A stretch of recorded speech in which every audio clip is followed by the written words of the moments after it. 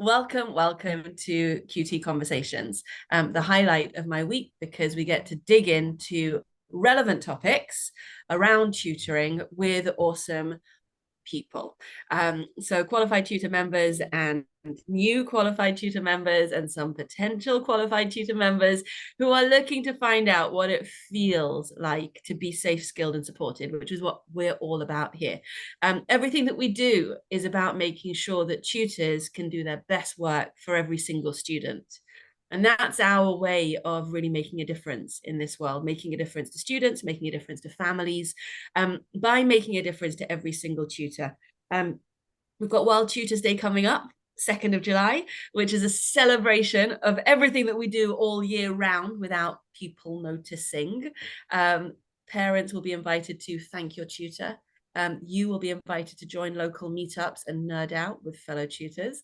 And we have just launched our speaker application to contribute to 24 hours of lifelong learning. So anything that you know that you can share with other tutors, we want you to contribute. So a half-hour presentation, if that's something that you feel you can do, to contribute to other tutors, to build your authority and your platform, and basically just to be a generous human.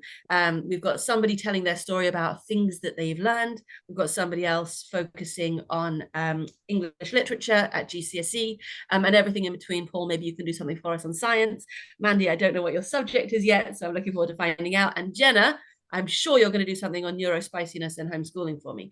So lots and lots of good stuff for us to share. But today, the conversation, an open-ended, open forum discussion with no agenda except to explore. So not a debate, a discussion. I want to ask you about a conversation, a theme that is relevant to many, many tutors and unconsidered by most parents and taken for granted by most students, which is whether or not a tutor needs to be a qualified teacher. Gulp. So firstly, I need you guys in the room to declare yourselves. Hands up if you are a qualified teacher. Good. Okay. Right. All right. And if you could just tell me, please, how many years of teaching experience you have. Mandy, can you go first? Yes, sure. I've been working in schools for about 14 years, but 14 years. I've actually been a qualified teacher for 3 years. Okay, interesting. So you started off as a TA? I did, yes. Got it. Dee, how many years of classroom experience did you have? 2 years in mainstream secondary and then nearly 13 years in a maritime academy. Fantastic. Paul, how many years of classroom experience did you have? I had 4 years of classroom experience, and I was doing private tutoring, and I enjoyed it so much I gave up the schooling because this is much more fun. We're coming back to that in a second. Helen, tell us your story, how you're a tutor and you're not a qualified teacher, please. In a nutshell, I was in my PGCE year, got to the very end and developed chronic fatigue syndrome, or ME. So was unable to complete my teaching. I picked up tutoring to keep my hand in. That was 14 years ago, and I haven't looked back. She's up to her elbows now. And Jenna? Yes. I don't really know how to answer that. I have been tutoring professionally 16, 17 years. Okay, let me ask you a different question. Did you ever consider becoming a qualified teacher? Yes, and immediately dismissed it. Okay, go on. What was that fast thought that flitted through? I was about 6 or 7, and I was like, nope, I am not going to torture children. I'm not going to traumatize children. My mother was a teacher. She was a special needs teacher and incredible at what she was doing. And I helped her. My mum is neurospicy as well and very dyslexic and dyscalculia. And I would type up all of her course notes. I'd help her make all of her resources. And I loved it. I loved learning about the neuroscience and everything. But even though I was a very high achieving student, I did have additional needs. And I hated it and I couldn't do that to anyone else. That's fascinating. And being a teacher's child is quite an interesting position to be in. Mandy, I've made an assumption that you're a primary teacher. Is that right? That is correct, yes. So tell us the Sure. journey between going from being a TA to a teacher and now into tutoring, if you wouldn't mind. Yes. Go ahead, tell us your story. Oh, sorry, miles away there. Okay. Well, I started working in schools when my son started nursery, and I then became a one-to-one, first of all, to a little boy with ADHD. I then worked in a couple of schools as a TA, and then I moved away and got a job in another school as a one-to-one to begin with, and then I became a class TA. My friend just basically asked me to join her to go to uni and see what teaching was all about, and she persuaded me to join the course with her, which I did, and I completed a foundation year. Then I went on and did my BA, and then I did my PGCE. And I developed rheumatoid arthritis about 2 years ago. So really this year I've started to struggle a lot in the classroom, constantly being on my feet. So I decided to look into becoming a tutor. So I've signed up with lots of companies, and I've just printed out flyers and business cards to start my own tuition company. Good for you. And Mandy, it does occur to me that you've been on a really, really long route that's taken you right back to where you started. Because Yes. you were working one-to-one with children at the beginning when your son went to nursery. And you Yes, did that's all of that right. training, and you've come right back to the beginning. And I'm going to ask you this in a second because I'm going to Paul next. I'm going to be asking you later about what's different now. What Yeah. all that training and that journey has given you, and how that's changed your practice. But Paul, could you tell us first, please, why tutoring's more fun? I love teaching, and I love the one-to-one interaction with the kids. I'm actually on the spectrum myself, so um, being in a classroom was difficult for me as far as the Asperger's and autism is concerned. But it allows me to connect better with kids on a one-to-one basis.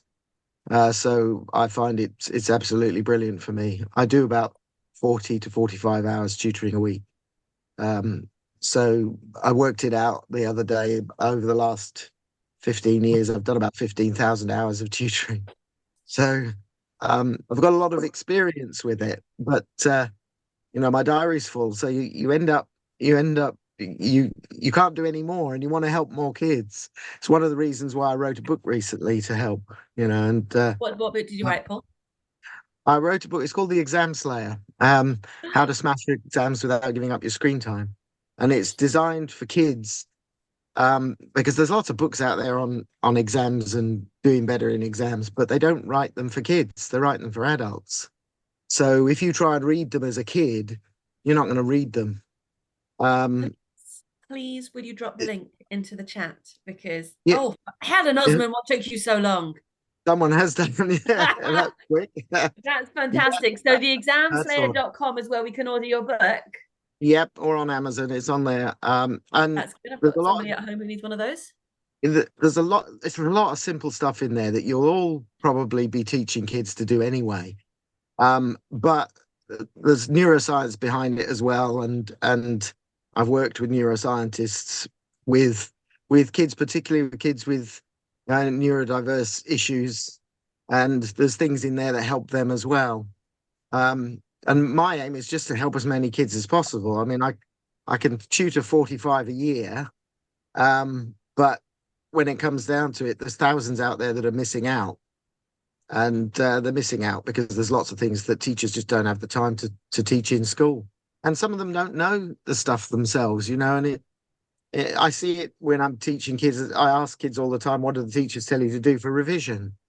And the answers I get are read my notes and do some flashcards, but they don't teach them how to do really good flashcards, and how how to get the Do best you? out of revision. Do Yeah. you, Paul? Oh yeah, absolutely. Yeah, and you know, I teach kids exam technique almost more than I teach them the content, because the content is Helen's taught in nodding as well. school. Yeah, and that's what I'm trying to do. So Fantastic. yeah, Paul, it's hold on a been second. fun. Helen, Sorry. dive in there. Tell us about teaching exam technique, please. Oh, it just came straight to I'm working with an A-level student at the moment that's got neurospiciness going on. I'm loving neurospicy. That's great. Yeah, we like it. And actually, they can do the content, they can do the maths, they just can't interpret the question. So, sorry to freak out the non-mathematicians. We've got maximum and minimum mentioned in the question. They can't equate that with what they actually need to do content-wise. So it's yeah, part of it is going to be doing the past papers, doing it again, look at your notes, but how do you draw out the bits that you need? What in the question tells you what the examiners look at? That might be a purely mathsy, sciencey kind of thing compared to examining No, yeah, no, Jenna's shaking her head. And compared to a texty thing, but yeah, there's hints in the question. there's always techniques. There's always techniques. Go on, Jenna, she's gonna explode. Sorry, this is my jam. Genuinely, like a huge part of what I do is that, because when it suddenly clicked for me, I went from genuinely failing my GCSE English to like flying through it for myself. Treat it like a language. Like genuinely, I teach academic and exam skills as a subject, as a language, because there's so many secret codes. And it really is turning it into that game. And I have a three-pronged approach, which I like shout from the treetops to anyone who wants to listen, which is one, decode it like a language, translate it. And I'm actually in the process of figuring out recording demonstrations to explain what I mean, because I can go on a whole rant. But well, Tutor's Day, please. Like, yeah, actually, that's not a bad shout. And the second thing is to use the marks to play the game and use it like genuinely like a board game kind of style. And that goes hand in hand with your mark scheme for subjects like English. It's using those AOs and doing the same sort of thing. And genuinely, I really should make an actual board game out of it at this point, because that is kind of what we do, is that sort of approach. And I do it. It works for the way that you analyze any kind of text. It works for people who are really, really mathsy too, because that kind of STEM logic approach is exactly, and you can like genuinely use that same formula to answering any written question, whether it's a maths question, a science question, an English question, an A-level history question. And it kind of, I haven't tested it enough, but it does also work for dissertations at like undergrad level so far. And it just gives you that formula, and it doesn't matter whether you are someone who is more whatever the opposite of a STEM brain is, a literary brain, a people brain, whatever that is. Like genuinely, artsy fartsy, I think. I don't know, because a lot of like I'm working with one young person at the moment who is very like not so much on the artsy side, but like also not STEM, and it's like this literary and philosophy and English and Ooh, I love this student. Yeah. So, I love it. This is what occurs to me from what you're describing, and it aligns closely with what Paul's saying as well. You have the freedom to really focus on, and Helen, to really focus on the exam skills, teach it like a language, get creative about how you teach it, whether you're slaying or whether you're playing a board game, whether you're decoding, you're teaching them a set of skills that aren't on the timetable. Right? So exam technique as a subject is not covered in GCSE at all. And so you've put yourself in the place of an academic mentor.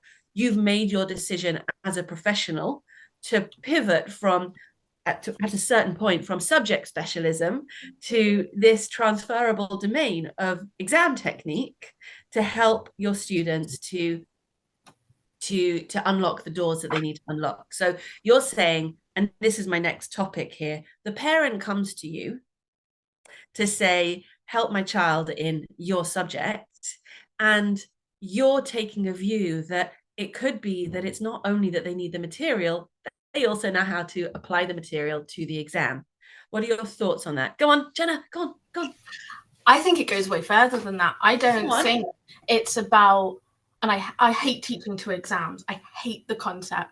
I genuinely have turned down quite a significant amount of money over the last couple of years because I can't do it anymore. I can't do it.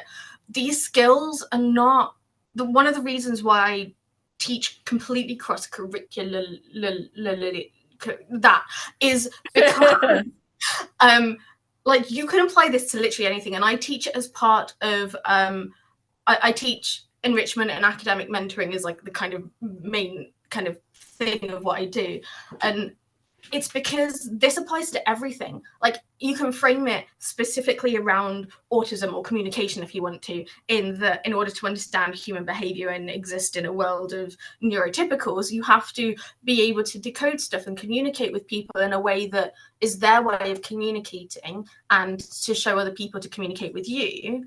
And so it applies to that. It applies to creating your own creativity. It applies to just that cognitive load that is required even for neurotypicals to deal with a constant onslaught of information. It's all about just streamlining everything and just making things a bit less stressful and overwhelming. And when there's pressure around, interesting, isn't it? Because on the one hand, you're talking about streamlining, on the other hand, you're talking about enrichment, and Helen's talking about spillover effects.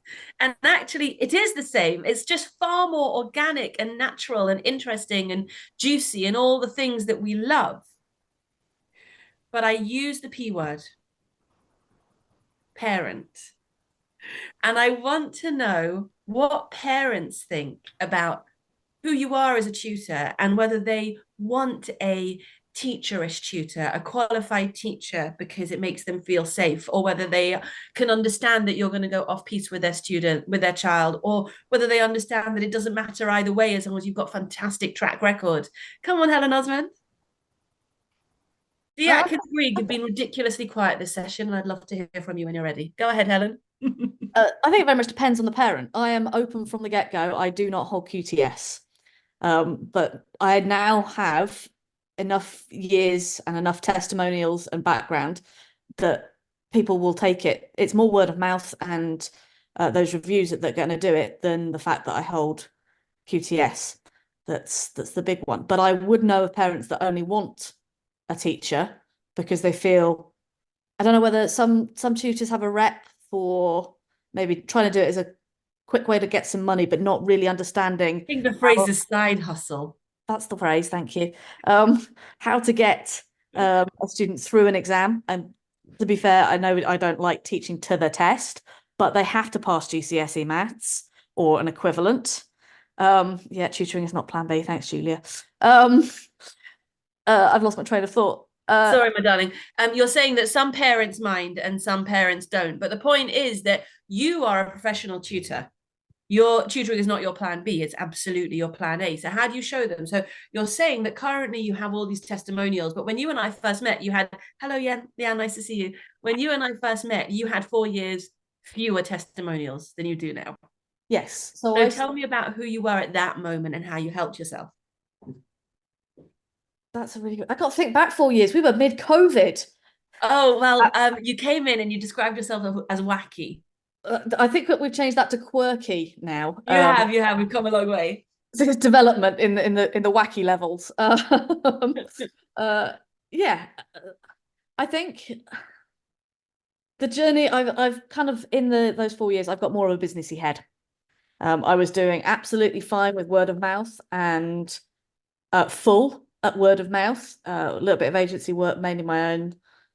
But since then I have grown as a professional, I think, rather than doing it. It's not so much the tutor, it's me as a professional person. That's the thing that's changed in those 4 years. In terms of the wacky, quirky, I find that actually quite works for me. Yeah, absolutely.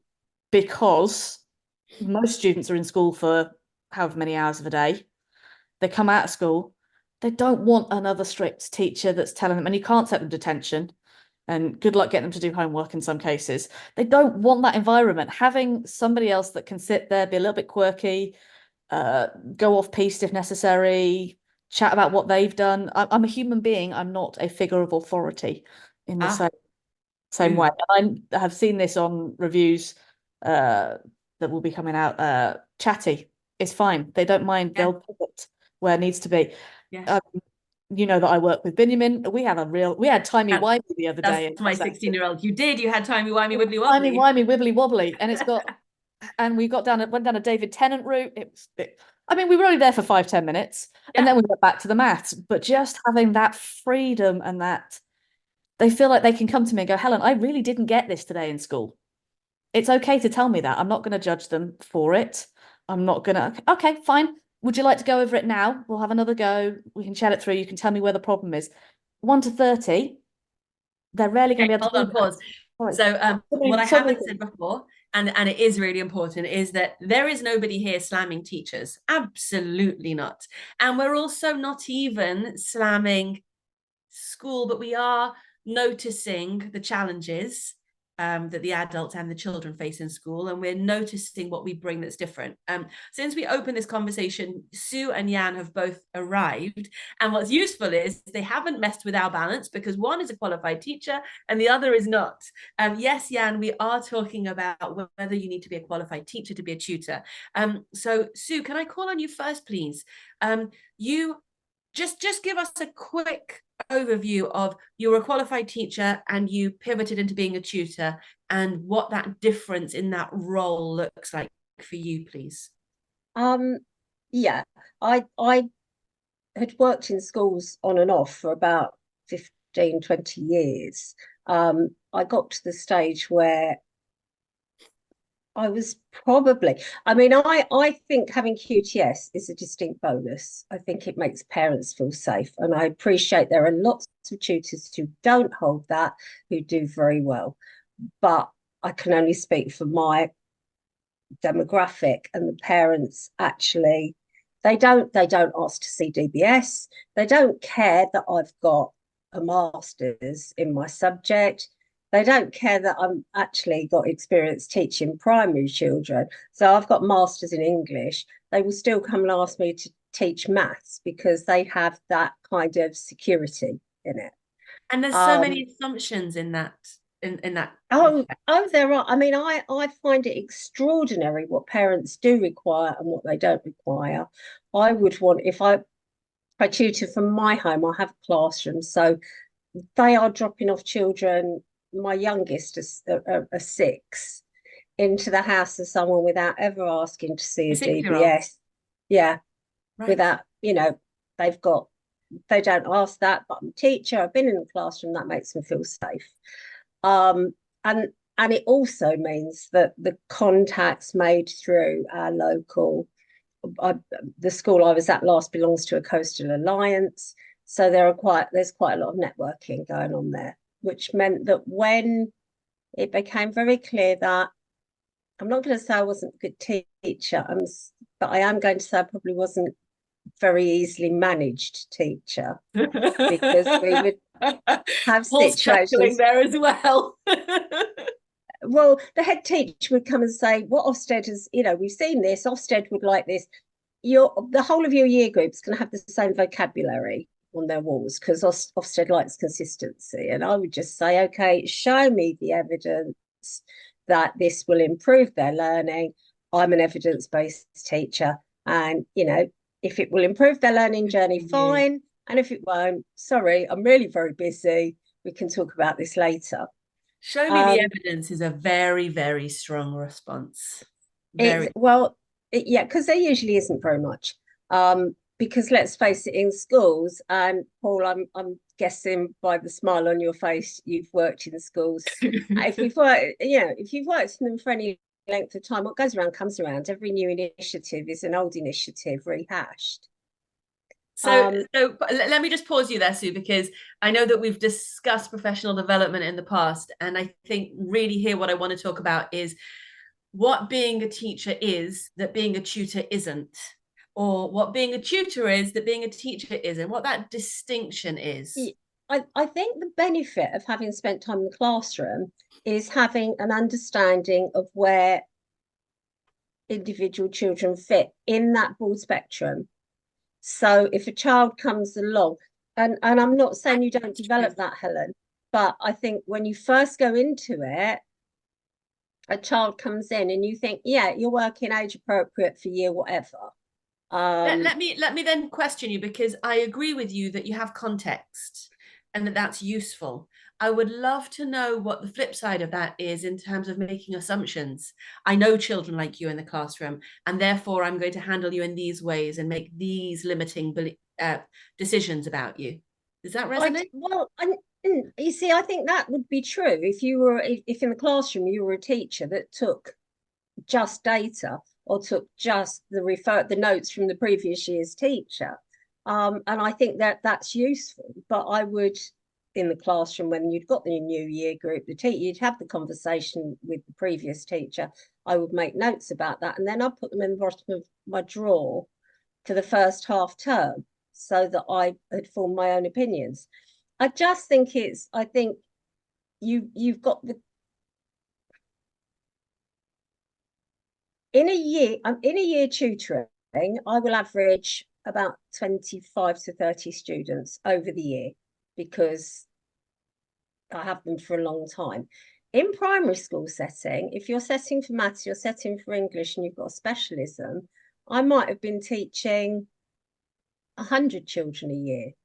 So it just gives you that wider pool to look at. And if you're in secondary, it's vastly more than that. You will be dealing with hundreds of children each year. Yeah. So it just gives you Paul, that. We're looking at you again there, because you'll have had lots and lots of children pass under your nose over the course of a year, won't you? No child is exactly the same. But it reminds me a bit of the Agatha Christie Miss Marple, who solved her crimes because this person reminded her of Lady What's-Its maid who stole some pickled prints. I think you do get those sort of connections. I've seen that before. I'm getting that kind of feeling. Well, that's exactly what expertise is. Yeah, however you gain it, that's expertise. You have enough domain knowledge, you have enough experience for things to rhyme, for things to become familiar, and you know what you're looking at. And that has downsides as well as upsides, because you have the curse of the expert. You forget what that stage was when you didn't know. And I think, Jan, the question that you just brought in the chat is perfectly timed for exactly that reason. You said, what actually is the difference between a teacher and a tutor? Now, to be specific in this conversation, we are actually talking about qualified teacher status, which in the States is a certified teacher status, which means that you have completed some professional training that has qualified you to be a teacher. And to work in the state schools in the UK, you need to be a qualified teacher. Private schools don't require it. They would be perfectly happy with Sue's MA, and they wouldn't require her teaching qualification. And what we're trying to do is unpick this assumption that a qualified teacher is a good choice for a professional tutor. And you can hear that I'm being really, really careful with my language, because many of us are qualified teachers who have decided to repurpose our skill set to redress some of the things that we weren't able to do in the classroom. And that's the story for many of us. But there is a whole nother set of tutors who are awesomely effective and make massive improvements in children's outcomes by not being teacherish. The fact that you don't have qualified teacher status is exactly your asset. So Dee, you've just unmuted yourself, which means that you've got something to share on the subject. Reflecting on, I mean, I retrained as a teacher when I turned 40 during my PGCE year. And I'd been in a teaching environment for a couple of years before that, when I went to the Met Office College. And what I think drove me away from the classroom was classroom management, was behavior management. It was that aspect of teaching. It was that aspect of having the students in an environment, in a mindset where they would then be able to do the learning that I was struggling with. And the fact that I was at that stage undiagnosed but on the spectrum and just not coping well with that environment probably didn't help, combined with my need to be a perfectionist, to produce 100% brilliant lessons, etc. And that combination of factors drove me away into a teaching environment where that classroom management was going to be much less of an issue because of the environment that I was in. Yeah. And I had done one-to-one tutoring while I had been teaching, And when I left the classroom, I continued doing 1 or 2 students a year. And I gradually realized that I got as much joy, if not more joy, out of that one-to-one interaction as I did from a classroom environment. So when I walked away from the classroom environment in 2020, tutoring was an obvious avenue to explore because I knew I enjoyed it. I knew I had something to offer, and I still needed to earn an income. I feel like what you've done is and we hadn't brought up classroom management before, so that was really, really helpful. And I think what we're seeing is that the role of a teacher is teaching and learning. It is also classroom management. And as Paul and Sue have both alluded to, it's also working in an organization, a really complex organization with senior leaders who are under pressure and put you under pressure. And that takes its toll as well. And we've all spoken about our own diagnoses here. And maybe, do you need to be a qualified teacher to be a qualified tutor is the wrong question, because the whole point is that those of us who can't thrive in a classroom or don't want to work in a school can do extremely well as an educator outside of the school walls. And so what it begins to be is another route, a fantastic alternative, enabling, gentler route that builds out the population of educators. Yeah, so there are more able educators to support our students if they don't need to be qualified teachers. So just for a second, and Mandy, I'm coming back to my question for you in a second about being an LSA and then coming back to being a tutor. But I just wanted to think about near peer tutors for a second. Has anybody had any experience of sixth form tutors, undergrad tutors, postgrad tutors who are making wonderful who are providing wonderful support for tutors? What are your thoughts about those near peer tutors, how they compare to what you offer and other qualified or non-qualified tutors? What are your thoughts? Jan, go ahead. Thank you. Yeah, I actually want to share my own experience as an undergrad tutor myself. So the first time when I became a tutor was after graduating from high school. And by that time, it was during summer holiday and I wanted to earn some pocket money. So my mom had a friend whose child is, I think, in secondary school. And his dad wanted me to tutor his son English. So that was my very first tutoring job. And to be honest, I feel much closer with the child because we are just maybe 5 or 4 years old apart. So he doesn't really take me as a teacher. He can also share with me something about his life. So I feel like with this kind of undergrad or postgrad tutor, you definitely feel like closer, the connection with them, and probably you're more willing to open yourself up to that person.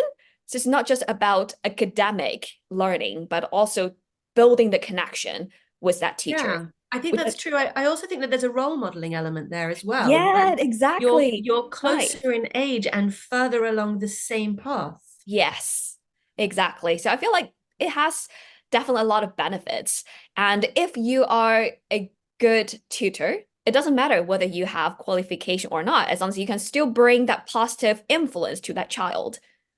So I think that question about qualifications is interesting. I had a conversation with a qualified tutor member recently who was deeply frustrated about the fact that her teaching qualification wasn't recognized because it was on the vocational track. It was petals and kettles. I don't know if you know what those are, but those are, yeah. So it's a different route to the PGCE route that most teachers take. And she was so frustrated that it wasn't recognized. Now, what should a parent look for in a tutor becomes hidden behind this proxy of a qualified teacher or a Cambridge degree, right? And actually, what a parent should be looking for in a tutor is somebody, I believe, who is safe, skilled, and supported. And what that looks like, Jan, so you're saying, it doesn't matter if they're qualified, if they're a good tutor, sort of, but the parent's making an investment and the child really just has one shot to be helped in this moment. And we want to make sure that it's the right help. So there must be something in place. And you can hear my agenda here because I live for this.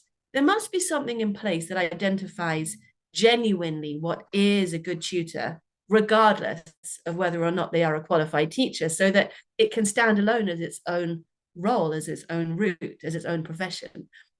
And if we don't have that, then it's ad hoc and it is the Wild West and we are stabbing in the dark. So parents are leaning on Sue's qualified teacher status and making tons of assumptions that since the other parents in the playground are happy with Sue and she's a qualified teacher, probably they're happy with Sue because she's a qualified teacher. Whereas we in this room know that they're happy with Sue, and I'm so sorry I'm picking on you, but I know you can cope with it.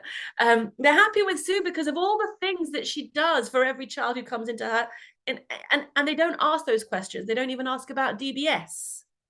But we in this room know that there is an excellence that we deliver, that it's for us to unpick and for us to articulate. And until we do that, parents will rely on qualified teacher status. It's a proxy. It's as close as you can get. Mandy, I'm stepping down from my soapbox now, Dolly.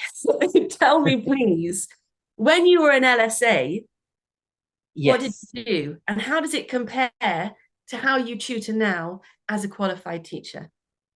I think I've just got a lot more confidence now as a qualified teacher. So I'm kind of happy that I know what I'm talking about, whereas I'd often doubt myself as a TA. So I think that's a big thing. I feel a lot more confident. I want to hear more, but let me just ask you for a second. Were you right to doubt yourself, or were you doing the right things? Which is to say, once you gained that qualification, during that process, did you say, oh, I was right all along? Or did you say, oh, I was doing it wrong and I need to do it like this? Not wrong, but different. Okay. So, yeah, I think it depends on who you have as a mentor, how they teach, different teachers that you've gone to watch teaching. It all depends on lots of things, but I had some really good mentors, and I think that helped me gain a lot more confidence that what I was doing was right. Yeah, that really resonates with me. And Helen's mentioning CPD as well. It's that sort of lifelong learning that actually you go into training because, and I've seen Dee do this 100 times, because it gives you the confidence, it builds you up. You're asking your own questions, you're doing your own reading, you're improving your practice. Yeah, and I'm very big with CPD. I do a lot of my own CPD because things are just constantly changing. And but tell me then, how do you direct your CPD as a tutor now that you don't have school leadership telling you what you need to study this week? Just because I know things that I'm not always 100% on. So, you know, with children with different special needs, and so I'm always looking at CPD around children with SEND. So just that's really helpful with that. That's really helpful because that gives you, you know, something really specific to niche down into, doesn't it? I don't know enough about autism, or I can learn more about, you know, PDA, and therefore I can go and niche down into that. But I'd love to ask you, Mandy, do you know what you're good at? Yeah, well, I'm good at building relationships with children. I can, you know, have great conversations with them. So that again really helps with confidence, because I know that, you know, I can build a good relationship with children. I don't worry about that. I don't worry about those awkward silences, because I know I've always got something to chat to them about. That's lovely. There's been a whole lot of conversation about chatting here, isn't there? And I get a strong sense, Mandy, that your students love and trust you. And that becomes your USP. And you know, definitely. and Jenna's is enrichment, and Helen's is being relatable, and each of us has our own USP. And that's what we begin to lean into, so that we build our own approach. Now, I want to give the last section of this conversation to Jenna's question about how do you explain when somebody comes back to you and says, oh, I really think that I only want to work with a qualified teacher. Jenna, do you want to articulate the question? We'll see if we can pull up some answers together. I have my name. Sorry, I was typing a response to someone. Okay, so the chat has been particularly fantastic, and that's exactly how it should be. And it caught my eye that Jenna said, how does one broach the conversation with these folk that are particularly rigid about qualified teacher status, often to the point of their own children's detriment? Jenna, would you unpack the question for us, and then we'll see if we can answer the question together. So I guess for me, it's more of a seeking other people's perspectives and experiences and kind of tips and tricks and stuff. So for me, I am very, very neurospicy when it comes to communication. Don't know if you've noticed, I'm a little bit enthusiastic about what I do. And don't apologize for being happy Labradors around here, my darling. Yeah, and I think that's kind of why I want to explore it with you guys, because I feel like over the last many years that I have been doing this, I have learned to temper myself, and at first it really felt like I was suppressing it and stuff, and now I find that it's more about how I provide space for other people in conversations, in worldviews and stuff like that. And I feel like one of my strengths, one of my students referred to it as a little one of my mini superpowers, is converting people, because on paper I come from an incredibly what's the word? Privileged background that meets many of the requirements of, ultra high net worth, families and families who want to be that, just, minus the QTS bit, and minus the degree. But and then they meet me and then they work with me. And I mean, you don't see this face and necessarily go, yeah, you're from a... It's that bit on the left there, Dolly. And I love breaking down those stereotypes. I mean, before this is me in retirement, by the way, when I left London to retire, and it did not work. But before that, I was in Parliament a lot, and then sounds like I'm going to be back in Parliament again regularly sometime soon.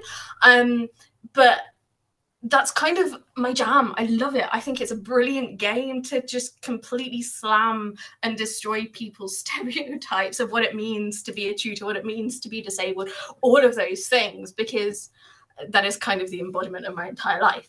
But it can still be really challenging. And I personally cannot separate the amount of my entire life is this, right? Like, I work basically 20 hours a day, 7 days a week, 365 days a year. Like, I don't have room in my life for people who are like that level of invalidating or whatever. And it does feel invalidating, feels personal. And I am damn good at what I do. And it's taken me a long time to be okay with saying that. It is not an ego thing. It is not me, whatever the words are.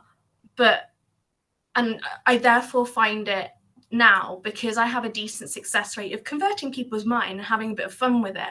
And I have had to turn it into a game in order to have those difficult conversations.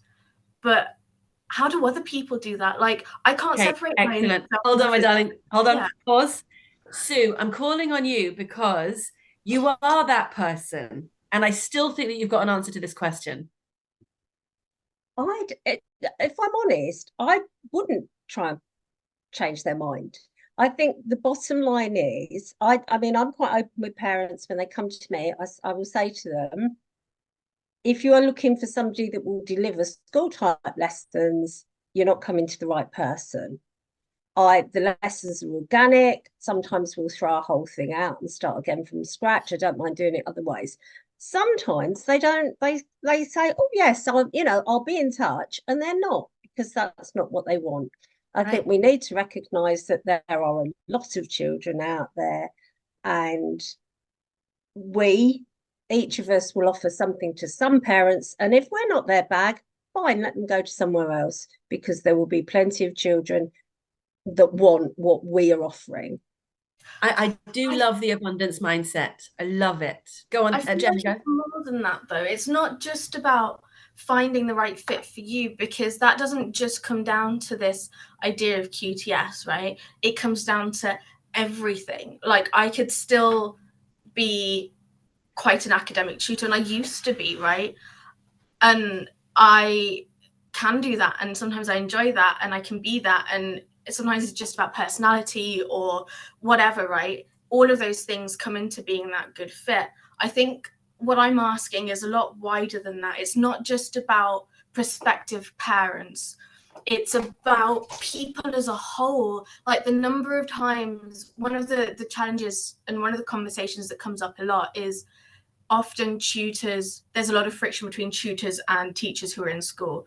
A lot of teachers of our young people frequently don't want to work with or know about the tutors at home and things like that. There's a lot of pockets of that, and that's changing to an extent.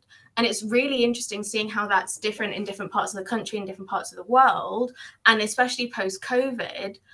But it's not just parents, it is other tutors, it is other teachers, it is people in the wider world, especially as we look to action like the TTA is taking, and that kind of move towards, like, so many people are talking about different things in regulation, in, you know, so many more conversations are happening about tutoring. How do we make this part of it's about the conversation, I guess, is my point, not about changing people's mind, not about getting clients, opening the conversation, seeding thoughts and ideas. Fascinating. Thank you. Paul, go ahead. No, first unmute and then go ahead. Yeah, I was just listening actually. The QTS badge for me is I just happen to have it. It doesn't really. It's very difficult to say. You know, with that, I don't. I get so much by recommendation anyway, and I think it comes down to how you behave with the kids, and that comes across. I don't consider myself teaching when I'm tutoring. It's different. Because it is totally different. It's not like being a teacher at school. Good. And Tell me more. well, when you're tutoring, you are one-to-one with that kid, and you're invested in that particular kid, and they're all different. So you're spending your time looking at them and seeing how you're going to help them get better. And I don't, at school as a teacher, it's all about the rules and following the rules and the regulations, and do your tie up and tuck your shirt in and all of that stuff. Well, there's none of that in tutoring. I don't should on the kids at all. It's all about should on them. Yeah, it's all about what they want, and I focus on there. And for me with the kids, I try and let them know that they can have what they want if they can decide what it is they want. Because that's the bottom line. He's nodding. What do you really want? And I work my tutoring from there, and then the kids respond because you can show them that they can have what they want and give them the confidence to do that. And that's really what it's all about, and that's what tutoring is about for me. So I get kids who turn around in a very short time because someone's showing them that what the teachers are telling or what everybody else is telling them is not true. It's about they can have what they want, and it comes down to building confidence. Right. I'm really interested in they can have what they want. But they don't know. But they don't know. Come on, They don't know. It's school is a sausage factory, and they come into a classroom and they're told at the start of the lesson, hopefully, this is what the outcome of this lesson should be. And then I see a tutee and I said, well, and they have maths at lesson. Well, what did you do in maths today? And I'm hoping that they're going to be able to tell me what the learning objective was, what the whole point of the lesson was. And 99 times out of 100, they can't. They go, oh, we did something about angles. I sat nicely. I played the game. Yeah, exactly. How do they learn how to choose? How do they learn what they're actually interested in and what their actual intrinsic motivators are, besides not get in trouble? If like that, it's kind of the beauty of tutoring. And I spend so much time when I first get a new tutor, especially if they've never had a tutor before, or if their previous tutor was very much like school at home kind of approach, just trying to teach that, to explore that you can have choice, you can have an interest in your subject. And Jenna, hold on a second. Sue, you mentioned that your lessons are organic. What did that mean? Well, first of all, I'm really sad that you're getting that, Dee, because actually, I think from a teaching point of view, in class, I would never ever be saying this is what's gonna, it would all be about what we're learning today. And at the end, instead of like formal plenaries, it would be okay. I want you to tell the person next to you something you've learned. What do you know now that you didn't know before, or what are you comfortable now with? So I think that I don't think school is. I think we need to be careful of implying that school teaching is something rigid and unpleasant for all children. Some children find it so, but I think not that's all. true. Yeah, I think it's true. I think what happens is that we're quite there's lots of selection that's happening here. The students that are coming to D have had a specific experience and are communicating in a specific way. So we're always aware that there's quite a tunnel vision. By the time they get to us, we're seeing a very specific thing, and it does become part of the journey to unpeel those.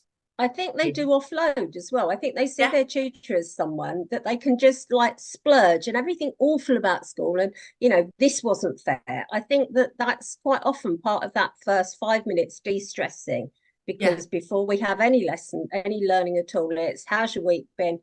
What have you been up to at school? How are you feeling about your learning? Lovely. So that we've got a good starting point. When I say organic, very often we'll start on something. I mean, for a start, I will say, if the children say we've been doing, I don't know, we were supposed to be learning quadratic equations, and I just don't get it. I don't understand this factorization.